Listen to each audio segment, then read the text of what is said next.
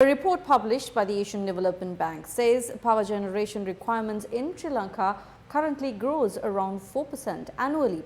Now, environmentalists point out that in order to address this increase, the government must present an environmentally sustainable power generation plan and not proceed with the construction of the coal power plants proposed by the previous government.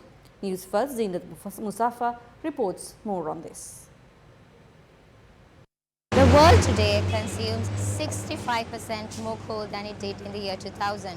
Now, according to the International Energy Agency, coal consumption in Asia has increased from 20% in 1990 to more than 80% in 2019.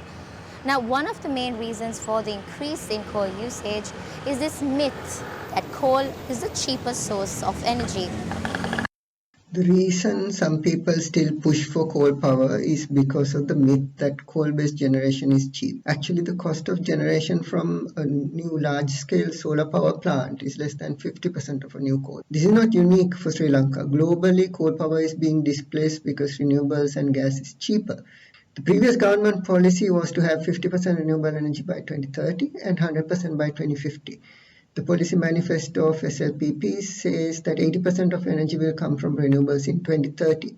But according to CB generation plans, the current 45% renewable energy amount reduces to 40% by 2030 and 35% by 2040. So it actually declines.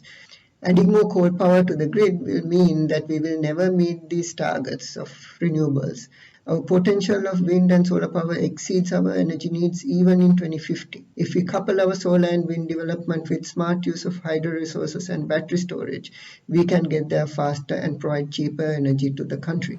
Whether or not coal is cheap, environmentalists point out that the impact of coal power plants is long-term and detrimental. The damage caused by coal power plants is not just limited to the surrounding environment, but to as far as the Anuradhapura district.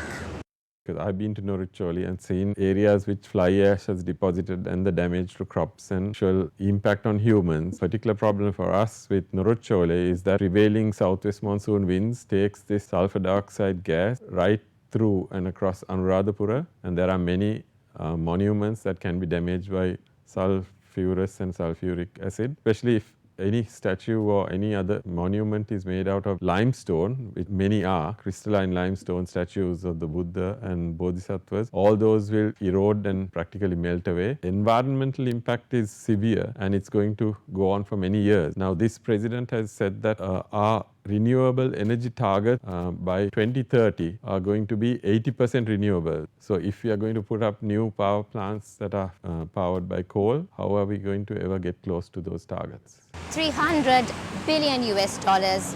And according to the United Nations, that's the amount required to tackle climate change. But is Sri Lanka willing to contribute to this effort? But it'll all depend on the government's policy on future power generation.